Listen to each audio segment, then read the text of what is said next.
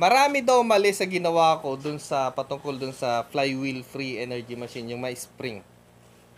Dito sa YouTube, marami daw gumana at meron daw ginamit pa sa sasakyan at talagang umandar. Gumana daw!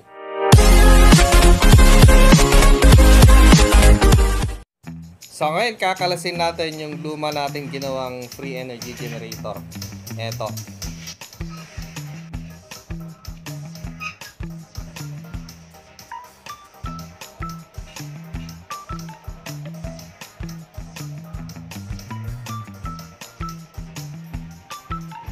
So ngayon, ituturo ko sa inyo kung paano matanggal ang mga welding na ganito nang napakadali gamit lang ang grinder. Sinsilin muna natin to para matanggal. Pagkatapos ay sikwatin natin para matanggal. So ngayon, i-grinder natin para malinis. So ganun lang kadali. Ganon magtanggal ng mga nag-weldingan gamit ang grinder. So, hindi na natin kailangan to.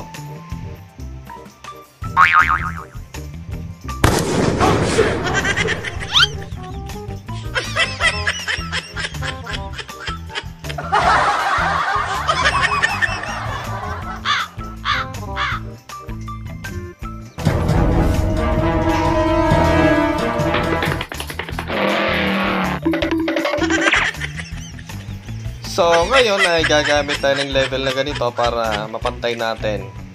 Dalawa yung gagamitin natin pang level. Oh shit! Oh shit! Wow!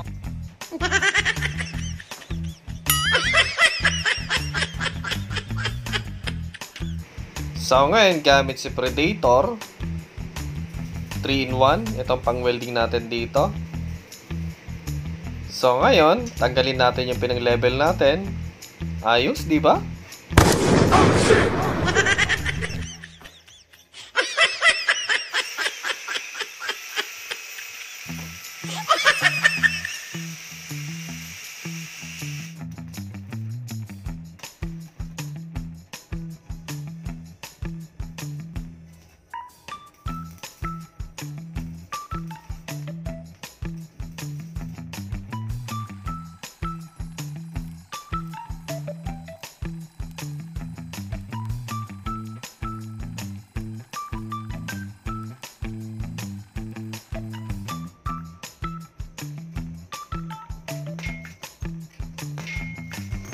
Ang galing! Ang galing! ¡Tú! ¡Cállate una lavada con triple paella!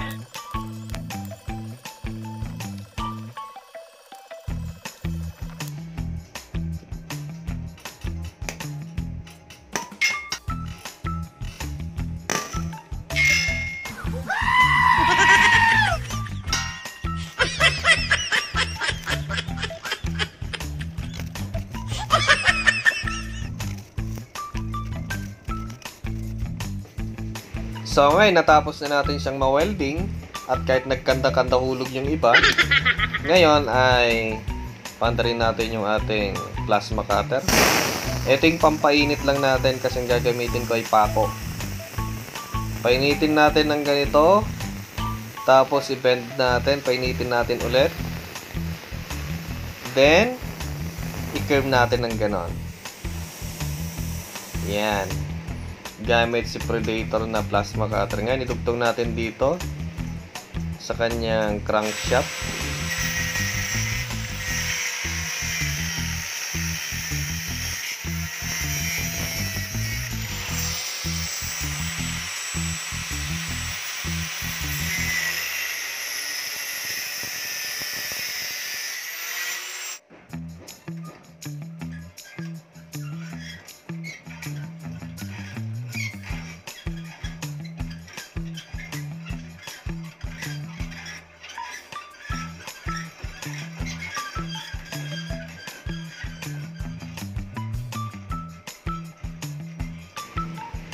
So, instead na spring gagamitin natin, rubber yung gagamitin natin.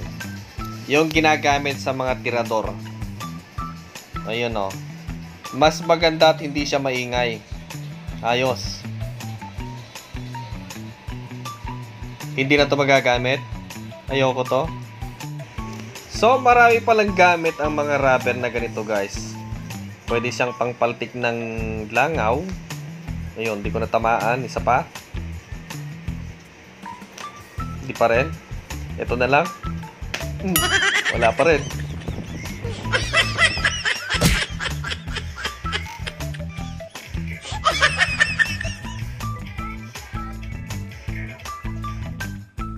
So, pagkatapos ng ilang araw ko siyang ginagawa, ito na siya, guys. Ayan. So, instead na spring gagamitin natin ay goma. So, hindi lang pala pangpaltik ng ngilaw, pangpaltik ng aso, yung goma, tirador, magagamit pa pala sa free energy machine. O, diba? Ang galing, diba? Marami na naman tayo mauuto nito. Yan, litong-lito na kayo, lilituin pa kayo ni Juan de la Sague. So, ito na siya, oh. Oops, baka dumiretso. So, dati, 3 spring lang yung ano noon, gumagana, yung nagpapagana sa free energy machine. Ngayon ay 4. VE-TIC na siya ngayon. Ayan, oh. Diba? Parang totoo. Yan. Tapos meron siyang flywheel, yung dati. Ayan. So, hindi na ako gumamit dito ng bearing kasi nga, guys, yung bearing ay para lang sa mga weaklings. Para lang sa mga mahinang nila lang. So, ang ginamit ko dito ay ano lang siya, oh, mas astig. Ayan, yung ginagamit sa mga malalaking makina, hindi siya bearing na yung ano tawag doon, yung kunya. Yan, kunya. So, yan, parang ganun. Tapos, nilagyan ko ng grasa para hindi siya maingay. Lumalagit-git kasi yan pag umaandar. Oh, di ba? Ang lupet. Ang lupet. Kung ano-ano talaga naiisip namin dito sa YouTube na pang-uuto.